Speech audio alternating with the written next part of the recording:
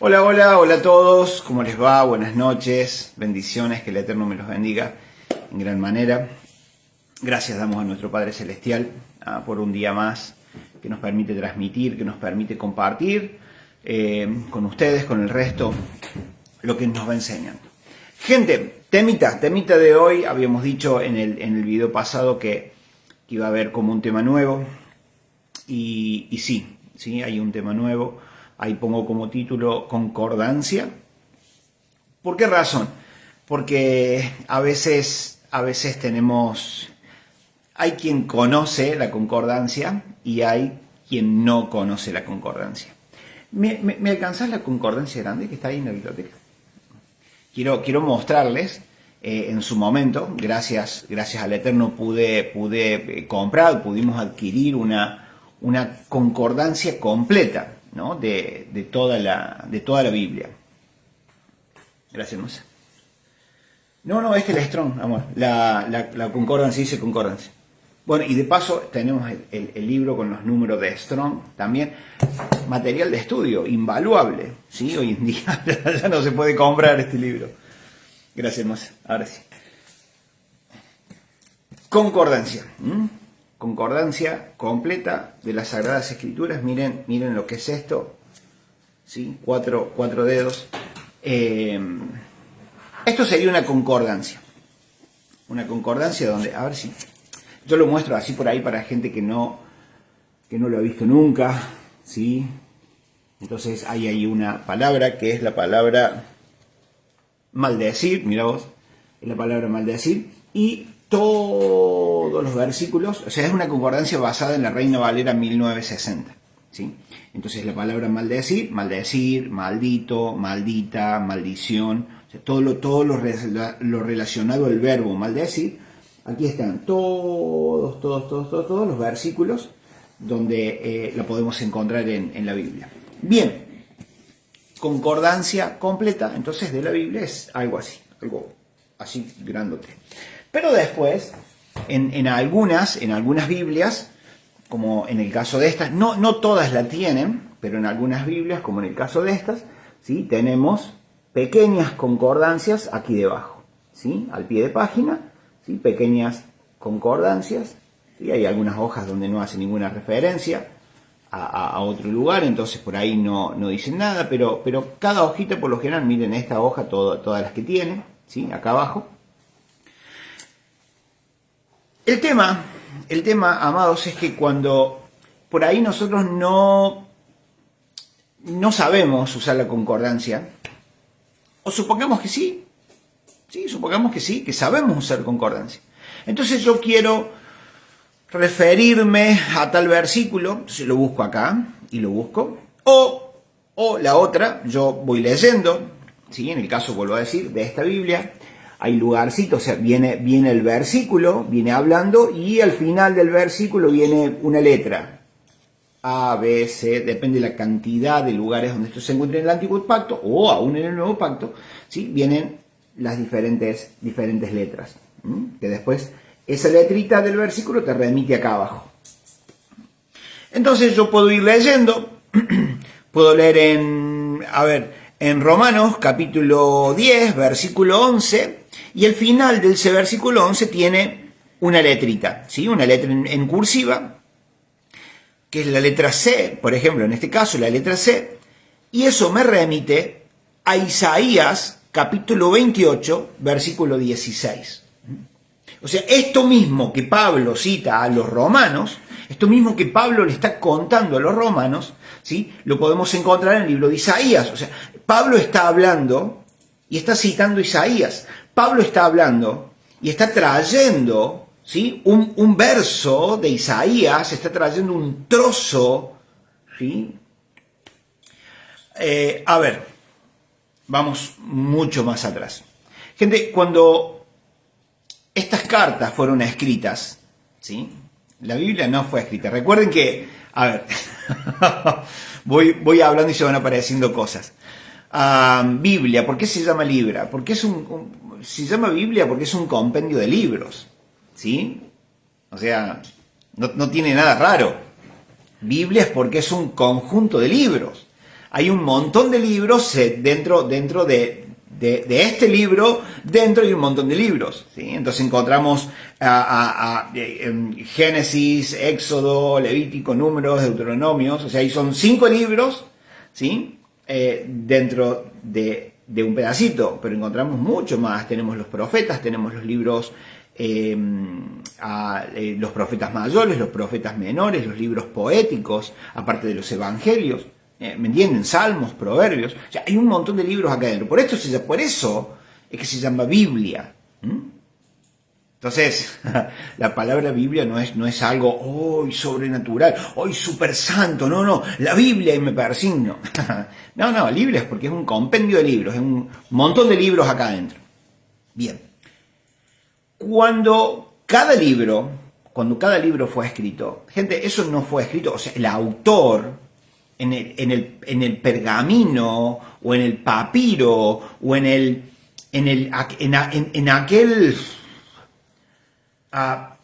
aquel cuero, que recuerden que los pergaminos antiguos, ¿sí?, se escribían en cuero, sobre cuero de animales, ¿ah? Y se hacía una especie de tinta y ahí se escribía. Entonces, al margen de la base que se usara, fuera papel antiguo, fuera cuero, fuera cualquier otro tipo de material, el autor no iba poniendo títulos, el autor no ponía números, como diciendo, este es el segundo capítulo y el versículo. No, eso fue puesto mucho después, muchísimo después, para poder estudiar la Biblia. Para poder estudiarla, para poder compararla. Entonces, luego los traductores, los investigadores, ¿sí?, y los estudiosos, los filósofos, no es la palabra filósofos, se me fue la palabra ahora. Erudito. Los eruditos, sí señor, los eruditos bíblicos, ¿sí?, fueron los que la dividieron en capítulos y en versículos, pero originalmente era una sola línea.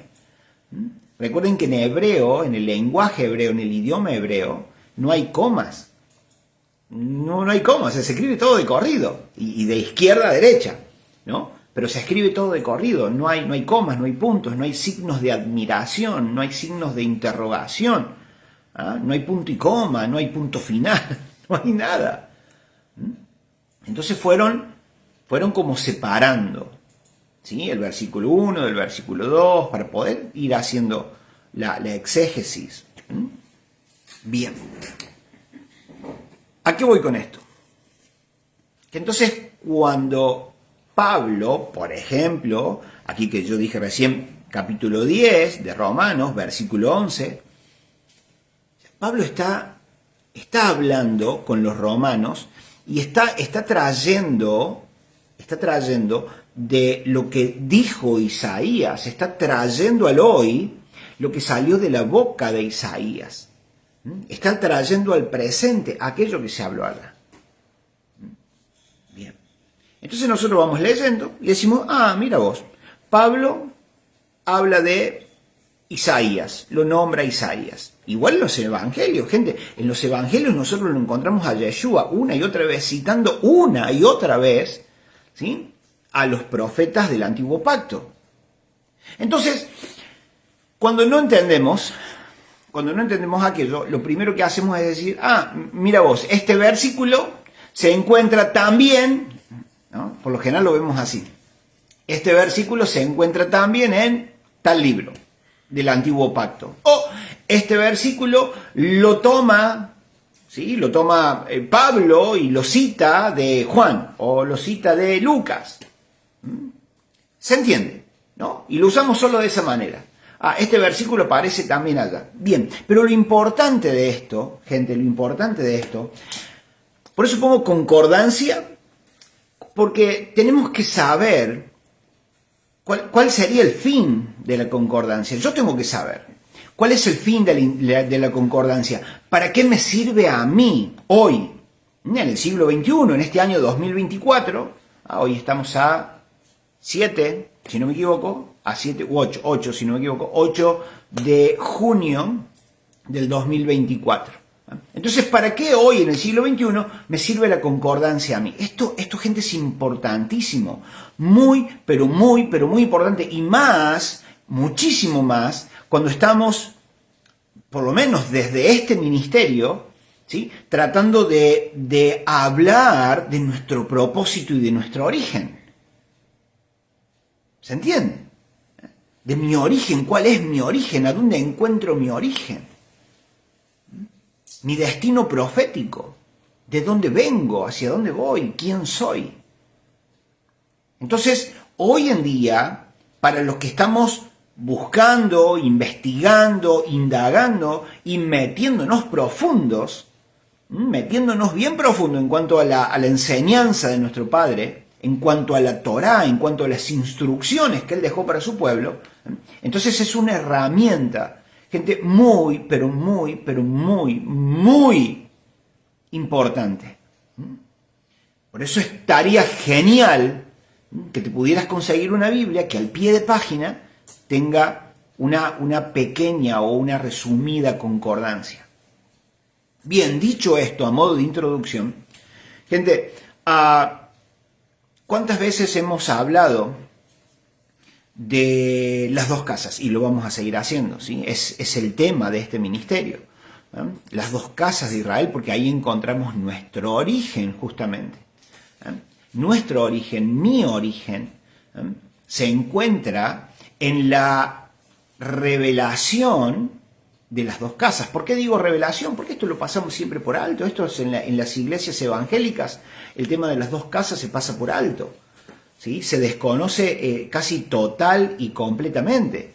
O pudieran por ahí, a lo mejor en alguna prédica, en alguna enseñanza, en algún estudio, tocarlo así muy por arriba, muy rápido, ¿sí?, sin entrar en detalles porque se desconoce. De hecho, hoy en las iglesias evangélicas, ¿cuánto se habla, ¿sí?, de la parábola del hijo pródigo sin entender a qué está haciendo mención Yeshua con el tema del hijo pródigo? ¿De quién está hablando?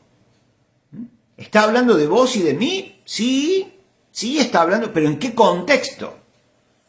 Porque hoy hablamos de la parábola del hijo pródigo y decimos, bueno, sí, vos, Mauri, cuando estabas allá en tus delitos y pecados, vos, Mauri, cuando estabas en el mundo, vos, Mauri, cuando allá te metías la pata y hacías cualquier cosa. Sí, perfecto. ¿Se puede aplicar? Sí, se puede aplicar. ¿Es el contexto? No. Cuando Yeshua lo habla dentro de un contexto. No solamente de un contexto histórico, porque pasó antes de Yeshua, eso pasó, pero también en un contexto profético, por lo que iba a pasar. Entonces, eso es muy importante. Y tenemos que saberlo. Y no solamente saberlo, sino que tenemos que estudiarlo, tenemos que indagar, tenemos que meternos bien profundo en esto. Recién, hace minutitos, hablábamos con mi esposa y decíamos lo importante que es poder investigar lo que la palabra dice. Si yo no leo, si yo no estudio, si yo no indago, si yo no investigo, si no escudriño, si no me meto profundo en lo que ahí dice y solo me quedo arribita, solo me quedo en la superficie, entonces el Padre no me puede revelar, porque el Padre dice, ¿cómo te voy a revelar algo que está codificado si no tenés ganas de aprender, si no tenés ganas de saber, no tenés ganas de entender? Salmo 32:8, te haré entender. O sea, es algo que viene del Padre, o sea, el Padre tiene que hacerme entender. Fíjense, por ejemplo, el caso del etíope. La importancia que Dios le da, a que nuestro Padre Celestial le da a quien busca, a quien investiga, escuchen esto, que fue capaz permítanme usar esa palabra, por favor, que hizo que Felipe se teletransportara, por así decirlo. No pasó eso, o sí, pero Felipe pasó por un portal dimensional, ¿sí? Felipe pasó por un portal que desapareció acá y apareció en otro lado. ¿sí? Y luego pasó lo mismo, cuando Felipe terminó con lo que tenía que hacer, dice que desapareció en ese instante y apareció 60 kilómetros en otro lado. ¿Ah? Entonces, miren la importancia que el Padre le da a quien busca, a quien escudriña, que Felipe fue movido hacia el etíope, que la palabra cuenta que el etíope estaba leyendo y el etíope no podía entender aquello. Hasta que Felipe le revela el contexto, le revela lo que aquello quería decir. Y miren qué impresionante que fue, que el mismo etíope dice, a ver, ¿y qué impide que yo sea bautizado en este momento? ¿Qué impide que yo sea purificado? Recuerden que el bautismo tiene que ver con la inmersión, y la inmersión tiene que ver con la purificación. Recuerden que cuando somos muertos en Yeshua, ¿sí? En el bautismo, ¿sí? O en esa inmersión, la idea o la proyección es: yo muero con Cristo, muero aquel hombre que era, con Cristo soy muerto, pero con Cristo me levanto, en Cristo resucito como un nuevo ser, como un nuevo hombre. ¿Ah? Entonces, esto lo entiende el etíope cuando Felipe le está hablando. ¡Qué importante! ¿Ah? El Padre Celestial, ¿sí?, cruzó de dimensión, teletransportó a su hijo, a Felipe, para darle a conocer aquello que el etíope estaba sediento y hambriento por conocer. Entonces, muchas veces nosotros, si no nos encontramos en la situación del etíope, entonces, gente, déjenme decirle que el Padre no va a mover a nada, no va a mover nada ni a nadie para que te sea revelado aquello. Yeshua lo dijo bien claro: no se le da perlas a los chanchos, no se le da perlas a los cerdos, no va a ser cosa que estos se vuelvan y las pisoteen. Y el mismo Padre Celestial, gente, dejó establecido un principio: el que busca halla, el que golpea se le abre. Entonces, gente, el Padre no escribe con la mano y va borrando con el codo. El Padre no escribe una cosa y después le hace la vista gorda a otra. No. El Padre dejó en su Torah, dejó en sus instrucciones, en las instrucciones que le dejó a su pueblo, nos dejó los principios, para que nosotros lo sepamos y sepamos también cómo es que el Padre trabaja, de acuerdo a sus principios, de acuerdo a lo que Él dejó establecido. No se va a mover de otra manera, no va a ser otra cosa. Él ya dejó establecidos sus principios y me gusta un apóstol muy querido para mí. Él dice, el Padre dejó establecidos los principios y se fue allá adelante y se sentó a esperar. Entonces, gente, lo que por ahí nosotros ignoramos muchísimo de estas herramientas poderosas que tenemos hoy, como en el caso de la concordancia, es qué es lo que estas nos enseñan. ¿Cómo pudiera yo usar esa herramienta? Y miren, por ejemplo, realmente para mí es muy interesante el libro de Romanos, porque me habla muchísimo y me enseña muchísimo de mi origen, de mi identidad. Vemos, por ejemplo, en el capítulo 9 de Romanos, les voy a hablar de la concordancia, gente. Por ejemplo, en el capítulo 9 de Romanos, versículo 7, nos remonta al Génesis. 9.9 me lleva al Génesis también, a algo que se citó en el Génesis. 9.12, Génesis. 9.13, Malaquías. 9.15, Éxodo. 9.17, también Éxodo. 9.20, Isaías. 9.25, Oseas. 9.26, Oseas. 9.27, 28, Isaías. 9.29, Isaías. 9.33, Isaías. Después el capítulo 10 me lleva a Levítico, Deuteronomio. Y no son, escuchen, porque acá está lo que yo les quiero decir. No es solo el hecho de que, este versículo se repite allá. Entonces lo tomas así, bueno, a ver, mira, 9.12 de Romanos me lleva a Génesis 25.23. Y vas al Génesis 25-23 y lees ahí la historia y decís, mira qué bueno. Y ahí nomás queda. No, gente. Cuando, en el caso de Pablo, ¿sí? Ya que estamos hablando de Romanos, entonces, en el caso de Pablo, cuando Pablo cita aquello, es muy importante que nosotros leamos el contexto, no solamente, por ejemplo, en este caso, que Pablo cita a Génesis 25, capítulo 25, versículo 23 del Génesis, en Romanos 9:12, que yo pueda ir a ese capítulo 25 y no solamente lea el versículo 22, sino lea el contexto.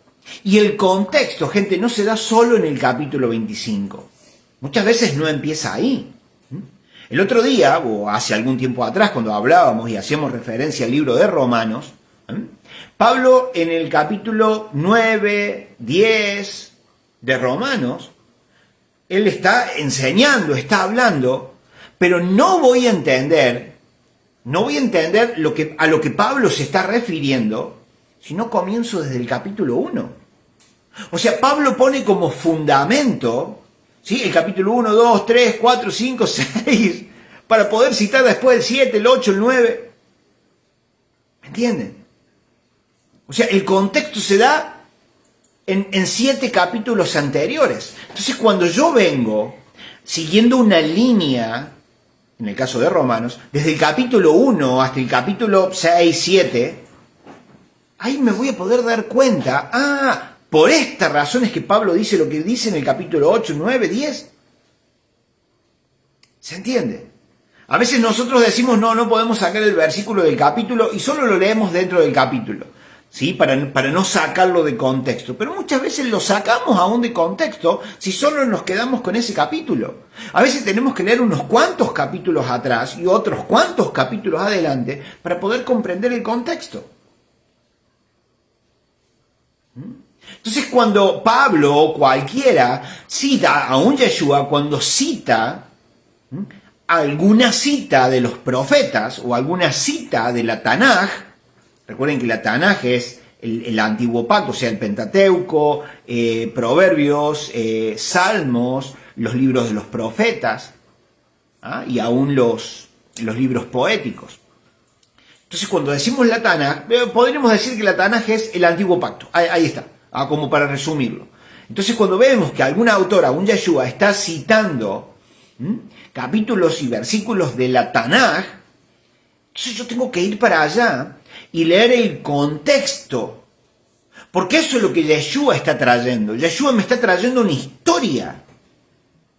Yeshua me está trayendo un contexto histórico, pero profético también. Un contexto, ¿sí? Donde me ancla en la historia, ¿sí? Porque pasó, entonces me ancla, me para en la historia, pero también me proyecta hacia el futuro. Me proyecta hacia lo que aquello quiere decir, hacia cómo aquello va ahora a interactuar en mi vida. Es muy importante. Algo que no me canso de decir, y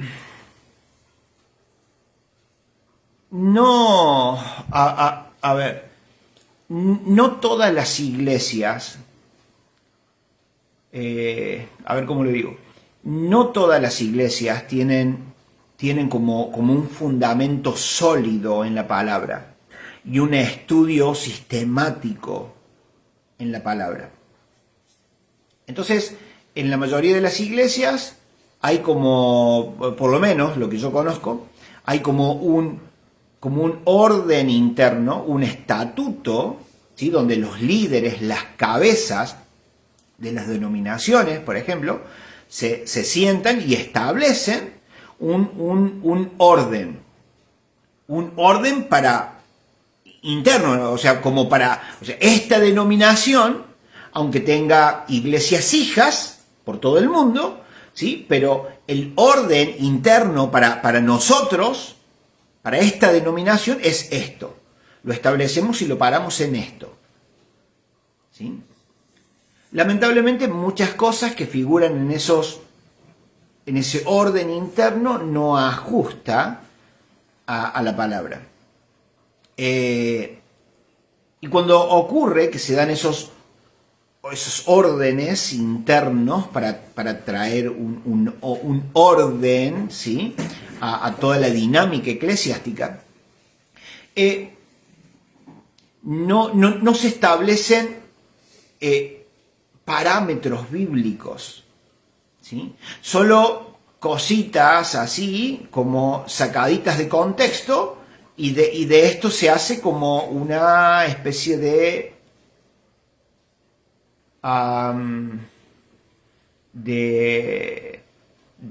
doctrina. Esa es la palabra, disculpen, no la encontraba. Se hace como una especie de doctrina. ¿A qué voy con esto?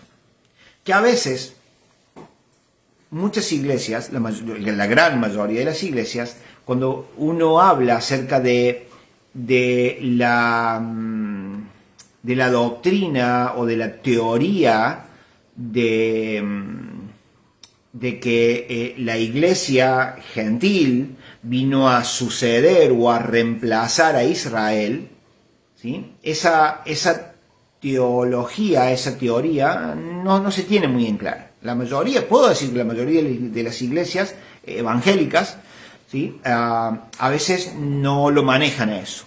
Entonces uno dice, che, ¿conocés la teología del reemplazo? ¿Qué es eso, no? La teología del reemplazo es que como los judíos rechazaron a Yeshua, entonces Yeshua mandó a sus discípulos, a los gentiles, ¿sí?, para hacer una iglesia de ellos. Una iglesia, un pueblo conformado por gentiles.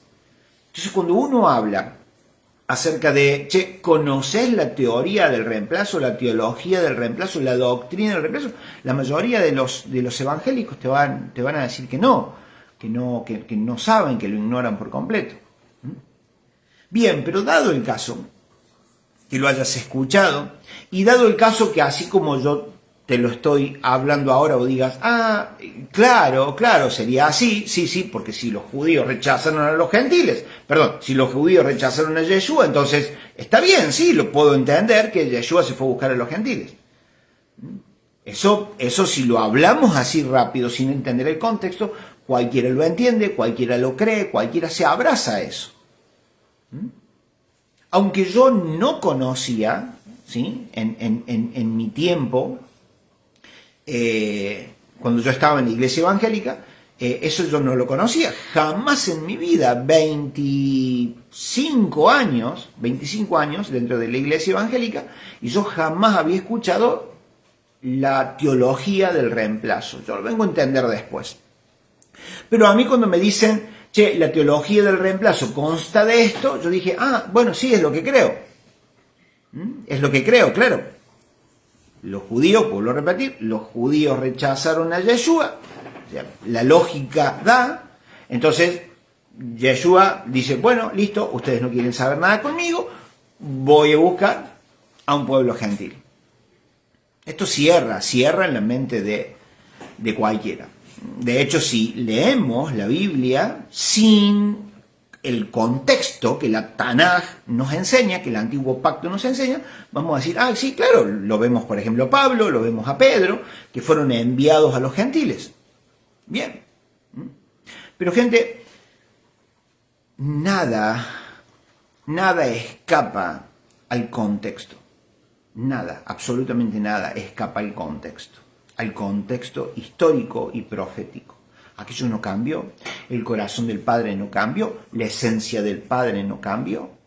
Encontramos la Biblia que fue dividida en Antiguo Testamento y Nuevo Testamento, le pusieron una hoja en blanco al medio para dividir, esto era antes, ahora es esto. Recuerden que otra de las cosas que también se hicieron a modo de estudio fue esto, de dividir, ¿sí?, los testamentos, que no es testamento, porque para que esto ocurra, o sea, para que la palabra testamento quepa en su lugar, sí tiene que haber un testador. Pero, a ver, mientras el testador está vivo, entonces no es un testamento. testamento pasa a ser cuando el testador muere. Entonces, mientras el testador está vivo, entonces el testamento es una hoja simplemente escrita que tiene valor, ¿sí? O cobra importancia, o va a regir una vez que el testador muere. Entonces sabemos que Jesús murió, pero en los 3 días resucitó. O sea, el testador sigue vivo. Entonces no hay tal cosa como testamento. Entendamos eso primero. Bien. En la historia hay un tal Marción, búsquenlo por favor, un tal Marción con su discípulo Tertuliano, que estos, de manera siniestra, esa mano negra le metieron ahí al medio, entonces dividieron la Biblia. Entonces, cuando leemos la historia acerca de Marción, gente, que esto está abierto para todo el mundo, búsquenlo por favor para que no crean que yo estoy diciendo algo que no es. Entonces, cuando leemos acerca de Marción, Marción dice que hay 2 dioses. Hay un Dios del Antiguo Testamento que es un Dios perverso, es un Dios duro, es un Dios sin misericordia, pero que tenemos otro Dios, que es el Dios del Nuevo Testamento, que es más bueno, que es más bueno, que es más dócil, que le podemos hablar y que Él nos perdona. Entonces con esto nos ponen la idea de que el Antiguo Testamento fue y ahora está vigente el Nuevo Testamento. Gente, eso no existe, por favor. Eso no existe. Entendamos eso. Eso no existe. Así como te lo presentan, eso no existe, no va. Tenemos que entender la cultura hebrea, tenemos que entender el corazón de nuestro Padre Celestial. Y eso no es sino por investigación, por tu búsqueda, por tu hambre y por tu sed de querer conocer, saber, entender. Entonces el Padre dice, estás buscando, te voy a enseñar. Estás golpeando, te voy a abrir. Estás llamando, te voy a contestar. De lo contrario no viene revelación. Volviendo entonces a la teología del reemplazo. Entonces cualquiera podría decir, claro, Dios rechazó a Israel. ¿Sí? Yo quiero que escuches eso. Dios desechó a Israel y se fue a buscar a los gentiles. Bien. Pero hasta que yo leo, hasta que leemos, ¿sí? El capítulo 11 de Romanos, donde dice Pablo, ¿acaso desechó Dios a Israel? Y nos podemos esperar a que Pablo diga, sí, claro, Dios lo desechó. Pero Pablo es enfático porque él mismo hace la pregunta y él mismo se responde. Está diciendo, ¿acaso Dios desechó a Israel? No, en ninguna manera. No hay forma, no hay caso. Un rotundo no, dice Pablo. Entonces ¿cómo es? ¿Y entonces cómo es esto? Si Dios supuestamente se fue a buscar a los gentiles porque su pueblo, los judíos, lo desecharon. ¿Cómo es entonces? Impresionante, gente. Esto nos lleva a buscar y nos lleva a leer. Y es por esto que traigo este tema de la concordancia, para que nosotros podamos manejarla y usar esta herramienta. Y algo importantísimo, gente, importantísimo. En el capítulo 9 de Romanos, y esto ya lo hemos hablado, pero esta vez quería hacer un énfasis en esto, ¿no? En la importancia de la concordancia. En el capítulo 9, versículo 22, Pablo está hablando con los romanos y les dice, ¿y qué si Dios, queriendo mostrar su ira y hacer notorio su poder, soportó con mucha paciencia los vasos de ira, ¿sí? Preparados para la destrucción? Y para hacer notorias, dice, las riquezas de su gloria las mostró para con los vasos de misericordia que él preparó de antemano para gloria, a los cuales también ha llamado, esto es, a nosotros.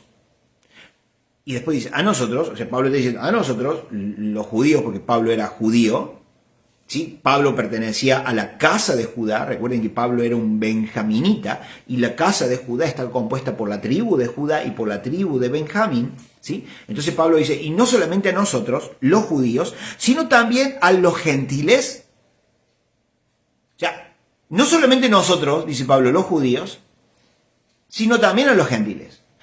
Entonces están los judíos junto con los gentiles. O sea, Dios tiene una iglesia mixta.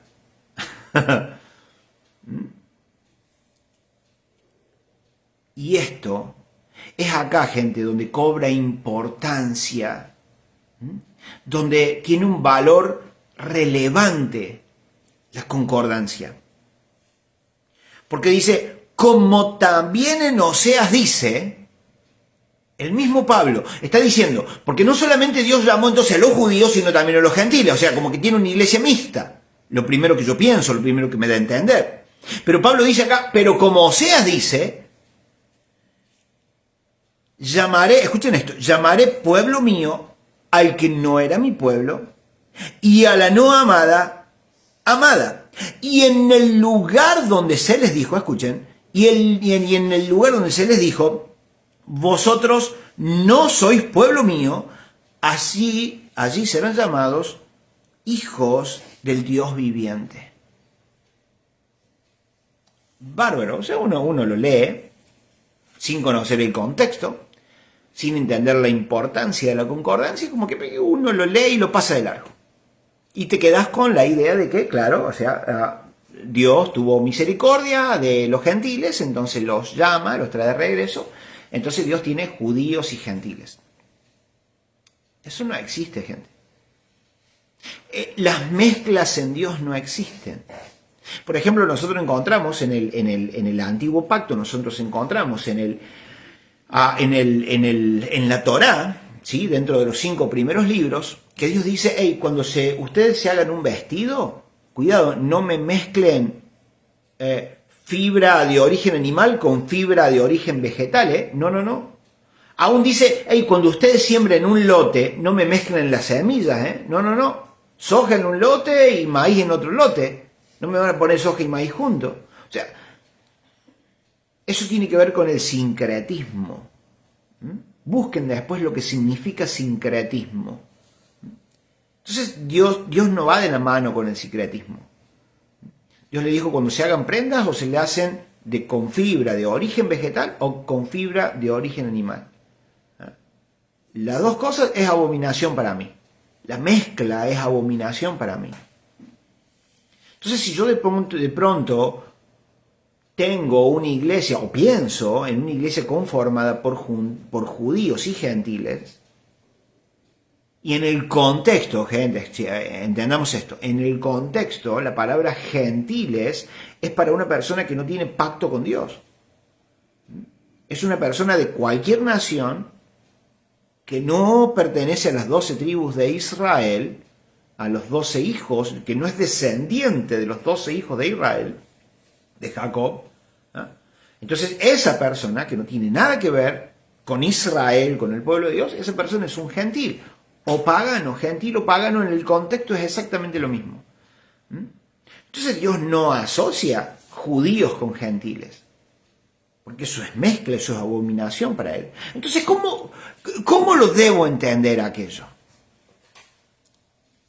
La importancia de que la concordancia entonces me lleva a Oseas para poder leer el primer capítulo de Oseas, y ahí es cuando entiendo cómo es la cosa. Ahí es cuando entiendo, claro, a esto es lo que Dios se refiere. Pero, gente, lo que nos relata Oseas, el contexto grueso, lo vamos a poder comprender allá en Primera de Reyes, capítulo 11, 12, cuando nos habla de la división del reino de Israel. Cuando el reino de Israel, por el pecado de Salomón, ¿sí? Que luego lo paga o se lo cobra el Eterno por medio de la mano de su hijo Roboam, ¿sí? El reino de Israel es dividido en 2 casas. Es dividido en 2 reinos y queda el reino del norte y el reino del sur.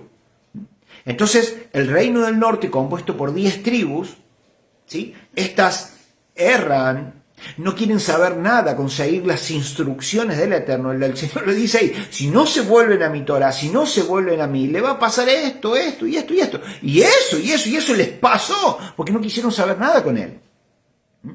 Entonces, ¿qué hace el Eterno? Le entrega carta de divorcio a la casa de Israel. Le entrega carta de divorcio, ¿sí? Al reino del norte.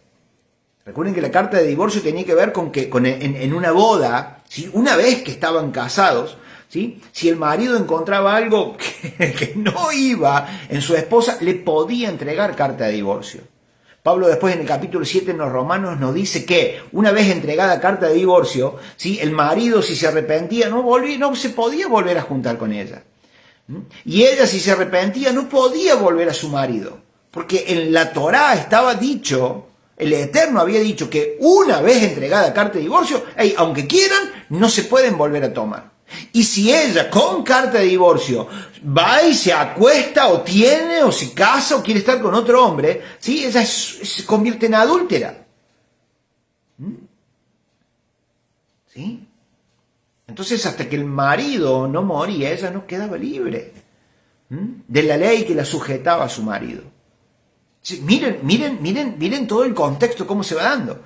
Entonces, una vez que el Eterno le entrega carta de divorcio a la casa de Israel, a las 10 tribus, ¿sí? Porque ellas adulteraron y fornicaron con dioses ajenos. ¿Sí? En un contexto espiritual, ¿sí? Ellas fornicaron y adulteraron con los dioses de las naciones a donde fueron repartidos. Porque el Señor dijo, el juicio que va a venir sobre ustedes si no se vuelven a mí es, los voy a dispersar, los voy a desparramar entre todas las naciones. Entonces, una vez desparramados, ¿qué hicieron? Se asimilaron con las demás naciones. Empezaron a adorar a los dioses de las otras naciones. Empezaron a hacer las cosas que las demás naciones hacían, como por ejemplo, entregar sus hijos al dios Moloch. El dios Moloch era una escultura enorme de hierro, fundición, ¿sí? Donde tenía un gran hueco en la panza de este dios, ¿sí? Y ahí tenía fuego y tiraban a sus hijos ahí, se los entregaban como ofrenda al dios Moloch. Y una de las cosas que el Señor dijo es abominación para mí, que ustedes entreguen a sus hijos, pasen a sus hijos por el fuego. Entonces, ¿qué hacían ellos? Se asimilaron con las naciones y lo que las naciones hacían, ellos también lo hicieron. ¡Qué tremendo, gente! Entonces, el Señor, al entregarle carta de divorcio, le dijo, yo no tengo más nada que ver con ustedes. Ustedes ya no son mis hijos, ya no son mi pueblo, yo no soy más su Dios. Impresionante. ¿Ah? Pero en el mismo capítulo 1, cuando uno lee el capítulo, qué importante, por favor, déjenme, miren esto. Vamos a Oseas, al final del capítulo 1.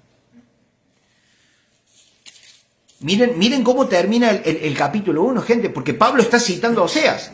O sea, Pablo está diciendo, si yo me voy entonces al capítulo 1 de Oseas, estoy viendo que Dios se desentendió de su pueblo, que Dios le entregó carta de divorcio, listo, ellos no son más pueblo, y se acabó la historia. Pero miren la importancia de comprender el contexto. Al final del capítulo 1 dice, en el versículo 11, a ver, miren desde el versículo 10, dice, con todo, o sea, por más que ustedes hicieron todo esto, el Eterno le está diciendo a las 10 tribus, al reino del norte, a quien le entregó carta de divorcio, le está diciendo, con todo esto que ustedes se mandaron, dice, con todo será el número de los hijos de Israel como la arena del mar, que no se puede medir ni contar. Y en el lugar donde se les fue dicho, vosotros no sois mi pueblo, allí se les será dicho, vosotros sois hijos del Dios viviente. Dice, y se congregarán, escuchen, se congregarán los hijos de Judá y de Israel, dice, y nombrarán a un solo jefe. Yeshua. Entonces vendrá el tiempo, amados, vendrá el tiempo donde la casa de Judá y la casa de Israel volverán a ser un solo reino. Por eso que Yeshua le está diciendo a los suyos, después de haber estado 40 días con ellos, le está diciendo, es necesario que yo me vaya. Y lo frenan, le dicen, pará, Yeshua, no vas a restaurar el reino en este tiempo, no viniste a restaurar el reino, no viniste a hacer que las dos casas vuelvan a ser una sola. ¿Cómo es que te vas? Y Yeshua le dice, tranquilos, no les compete a ustedes ahora en este tiempo. Como diciendo, déjenme parafrasear aquello, hey, eso no le compete a ustedes, eso le compete a la última generación, eso le compete a la generación del último tiempo, eso le compete a la generación última, antes de que yo venga, antes de mi regreso, que prepararán el camino y serán el medio que yo usaré para que ambos reinos vuelvan a ser uno solo. Impresionante.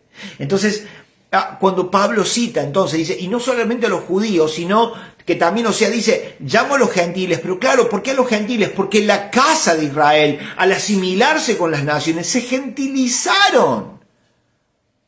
Perdieron su identidad, perdieron su propósito, perdieron su origen. Y el Señor le está diciendo, los volveré a tomar. Y en el lugar donde se le fue dicho, ustedes no son más pueblo mío, serán mi pueblo nuevamente, porque los volveré a tomar, les devolveré su identidad, les devolveré su origen, volverán a servirme, a amarme, dejarán de fornicar y de adulterar con los dioses ajenos. Entonces cuando Pablo está diciendo, y no solo a los judíos, sino también a los gentiles, está diciendo Pablo, dentro del contexto, hey, los dos reinos, el Señor está llamando a los dos reinos, volverán a ser uno solo. La casa de Judá y la casa de Israel, un solo reino, el pueblo del Eterno, el pueblo de Israel. Entonces ahí entendemos que no hay tal cosa como una iglesia gentil e Israel por otro lado, judíos por un lado y gentiles por el otro. No hay tal cosa como esa. Cuando yo creo en Yeshua, cuando yo soy justificado delante de mi Padre Celestial por haber creído en Yeshua, que me hace justo, automáticamente paso a ser Israel, automáticamente paso a ser miembro del pueblo del Eterno. Gente, es importantísimo que conozcamos este contexto, porque mientras te creas gentil, hasta que no te creas y te veas como Israel, entonces vos mismo te estás boicoteando. Porque al creerte y sentirte orgulloso de ser un gentil que ha sido salvado por Yeshua, de pertenecer a una iglesia gentil, te estás boicoteando a ti mismo, te estás diciendo, según el contexto, hey, yo no tengo Dios, no tengo pacto, no tengo promesas, no tengo ciudadanía. Eso es lo que Pablo dice en Efesios capítulo 2, versículo 11 en adelante.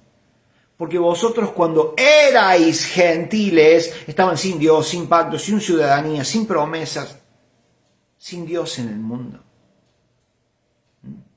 Entonces, me creo una cosa, pero mi boca dice totalmente lo contrario. Entonces, gente, aprovechemos las herramientas que el Padre nos está mostrando y enseñando cómo se utilizan en este tiempo, para poder conocer el contexto. Pero vuelvo a decir, si no tenés ganas de leer, si no tenés ganas de estudiar, difícilmente conozcas tu identidad, difícilmente conozcas el contexto profético, ¿no?, de los planes del Eterno, o que hablan de los planes del Eterno. Sí, es muy importante que tengas y saques ganas de querer conocer, de querer saber, de conocer la verdad. Yeshua bien dijo ahí, una vez que conozcan la verdad, esta los hará libres. Pero yo no puedo quedarme con cualquier cosa que escuche por ahí. Eso ya lo hemos hecho por mucho tiempo.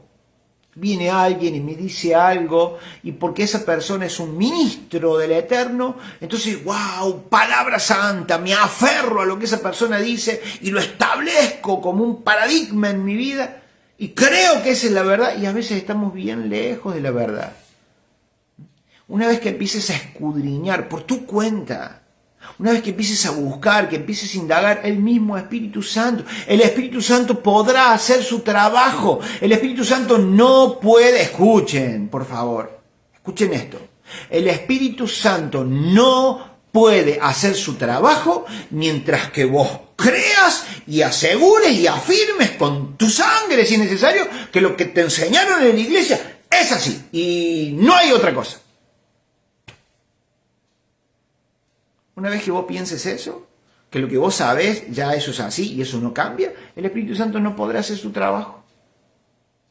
El Espíritu Santo dirá, ¿y para qué le voy a enseñar si él ya sabe? ¿Para qué le voy a enseñar si él ya lo estableció en su cabecita y en su corazón? Ya lo estableció así. Bien dijo Yeshua, es necesario que yo me vaya y cuando venga el Ruach, Él, escuchen, Él los guiará a toda verdad. Pero yo no voy a conocer la verdad si no estoy dispuesto a investigar. Escuchen, no voy a conocer y no me va a ser revelada la verdad hasta que yo no me cuestione si lo que sé está bien y es correcto. No voy a cuestionar a mi pastor, no voy a cuestionar, o sea, no es la idea que cuestiones a tu pastor o que cuestiones a tu líder. La idea es que cuestiones lo que crees.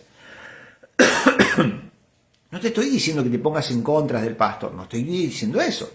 Lo que estoy diciendo es que corrobores la enseñanza, que pongas tampoco en duda la enseñanza, no, sino que vos mismo digas, a ver, yo creo esto de la salvación. Yo tengo una idea de la salvación. A ver, voy a investigar, voy a buscar a ver si está bien lo que yo creo. Entonces, en esa búsqueda, como querés saber y querés conocer, entonces el Espíritu Santo te va a guiar a la verdad. Ojo, siempre y cuando en tu corazón vos estés creyendo que una vez que encuentres la verdad, entonces vas a llevar cautivo el paradigma o el modelo maestro de pensamiento que tengo para poder cambiar esto por aquello. Porque si yo creo algo de la salvación, porque lo aprendí en la iglesia hace muchos años, y de pronto el Espíritu Santo ahora me revela que es algo distinto, pero yo digo, no, pero yo creo así, y no, y a esta altura no me voy a poner a cambiar. Entonces el Espíritu Santo dice, bueno, listo, yo te lo quise revelar, vos no quisiste cambiar, no quisiste saber nada, pero listo, me retiro, chaucito.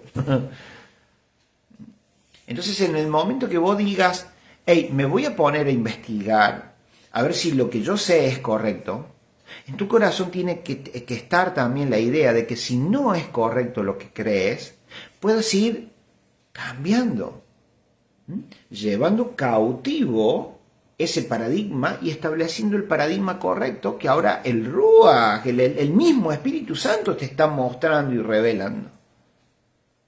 Gente, el proceso es así.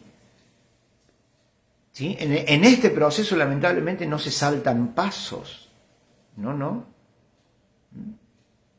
Este proceso es así de duro. Es quitar lo que no es para establecer lo que es. Pero tengo que estar dispuesto. Una de las cosas, esto siempre lo cuento como testimonio, una de las cosas que yo hice, que realmente creo que el Espíritu Santo me llevó a decir eso, porque no fue algo que nació en mi propio corazón, sino que fue algo que me vino como un pensamiento, y yo sé que el Ruach habla así, el Señor me habla así a mí, me trae pensamientos, que luego yo los escudriño con la palabra para corroborar si vienen de parte del Padre o no. Entonces, hubo un momento en mi vida donde yo dije, fue el Espíritu Santo el que me guió, yo dije, voy a pretender, escuchen esto, voy a hacer de cuenta que jamás fui a una iglesia.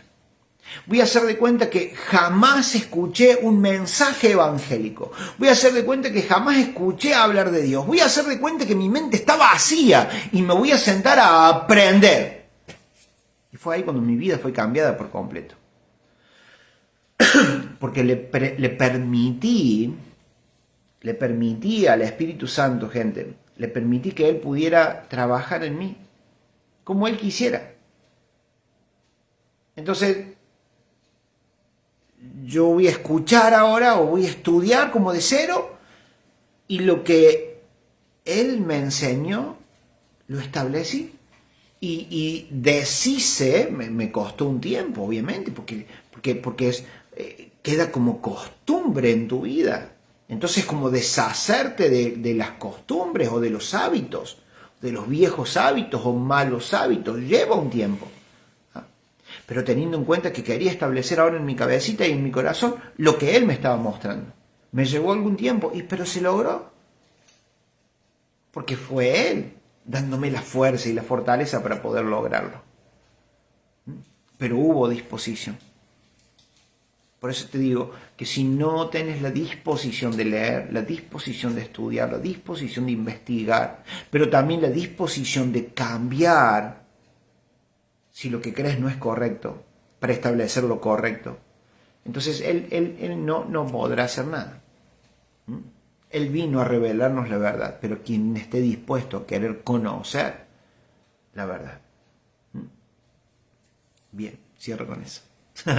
Así que, gente, ese puede ser un poquito mi reflexión ahora al final, pero la importancia de poder utilizar la concordancia, ¿sí? Para poder remontarnos, para poder ir al lugar, para poder ir al libro, para poder ir al extracto, ¿sí? Que Pablo o cualquiera cite y poder comprender el contexto. Entonces, una vez que entiendas el contexto allá, seguís leyendo acá, pero ahora con eso en la cabeza, para poder tener bien en claro y bien en cuenta lo que Pablo está diciendo y hacia donde Pablo está apuntando. Vuelvo a decir, Pablo o cualquier otro que leas. Así que bueno, gente, espero que esto haya servido, que te sirva como una herramienta importante en tu estudio, en tu investigación, y realmente puedas llegar lejos. Y le des al Espíritu Santo la autorización en tu vida, en tu corazón, que Él te pueda mostrar y revelar todo lo que Él te quiera revelar, todo lo que necesitas saber y conocer para este tiempo y para los tiempos duros que vienen.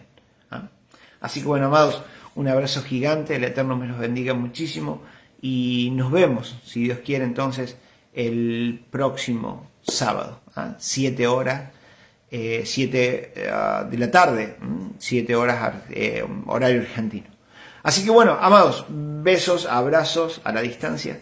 El Señor me los bendiga en gran manera. Nos vemos. Chao, hasta la próxima. Chao, chao.